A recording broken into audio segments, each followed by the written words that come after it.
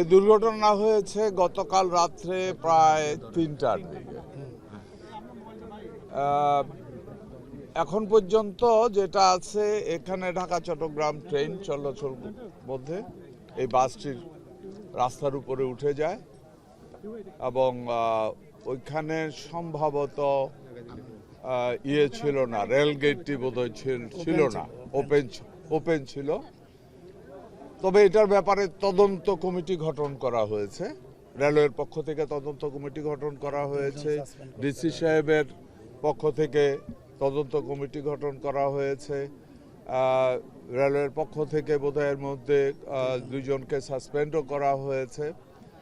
So এই দুই ঘটনাটায় এই পর্যন্ত আমাদের কাছে যেইটুকু আছে 12 জন নিহত হয়েছে।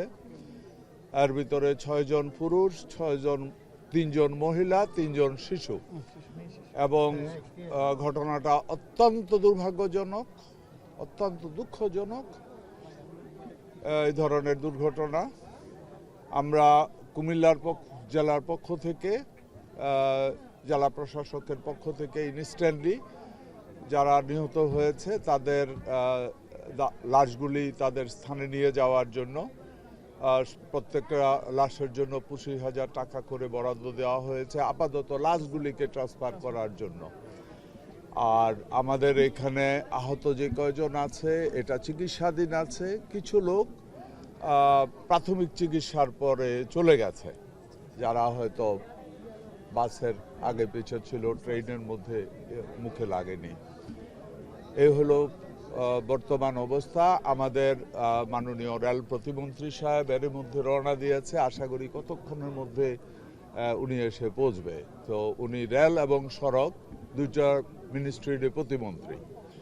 সো আমি ব্যক্তিগতভাবে আমি যেটা বলবো যে এই ধরনের হাইওয়ের উপরে যে সমস্ত রেলওয়ে হাইওয়ে এবং রেল ক্রসিংগুলি আছে, আমরা এটা নিয়ে আগামী দিনে যে মিটিং হবে, ফার্স্ট প্রায়োরিটিতে আমরা এটা নিয়ে আলোচনা করব। বিশ্বব্যাপী এখন এই ধরনের রেল গেটগুলিকে অটো সিস্টেমের ভিতরে নিয়ে আসা হয়েছে, যেখানে আজকে হয়তোবা আমাদের যে ওইখানে গেটম্যান ছিল, হয়তোবা গেটম্যানের অনুপস্থিত ছিল বলে এটা হয়েছে। কিন্তু ওই অটো রেল গেটগুলি নির্দিষ্ট একটা সীমানা ক্রস করার পরে রেলওয়ে, আপনারা জানেন রেল গেটের সাথে রেলওয়ের সিগন্যালের বিভিন্ন কানেকশন থাকে এবং এটা অটো করা সম্ভব। সো আমরা দ্রুততম সময়ের মধ্যে আমরা চেষ্টা করব যে বিশেষ করে শুধু এটা নয়, যে সমস্ত হাইওয়ে কানেক্টিং সুইং আছে এগুলির ভিতরে অটো গেট সিস্টেম করার জন্য। যদি অটো গেট সিস্টেম করা হয়, অবশ্যই ওইখানে গেট ম্যানেজন থাকে, তারপরেও ওইটা অটোমেটিক্যালি গেটটা ক্লোজ হয়ে যাবে। ওইভাবে আমরা চিন্তা করছি।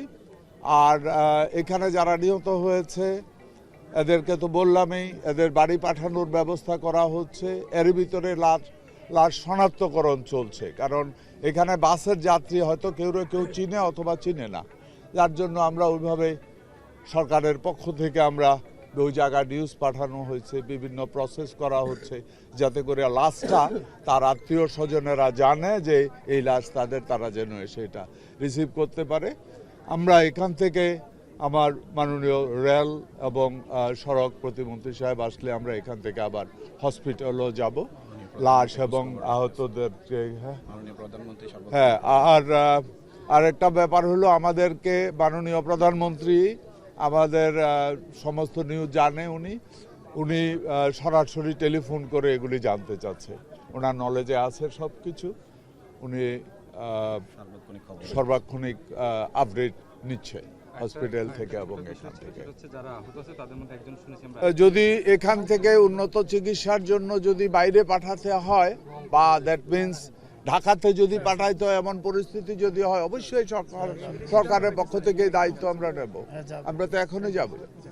এখানে যদি দেখি যে ওই রুগীকে টেক কেয়ার করতে পারছি না, এখানে এর থেকে আরো সফিস্টিকেটেড মেশিনারি বা ইকুইপমেন্টসের প্রয়োজন হবে বটার হসপিটাল, আমরা এখান থেকে সাথে সাথে আমরা এখন যাব, যখন ডাক্তারের ওপিনিয়ন নেব, ডাক্তার যদি বলে সেই ব্যবস্থা গ্রহণ করা হবে।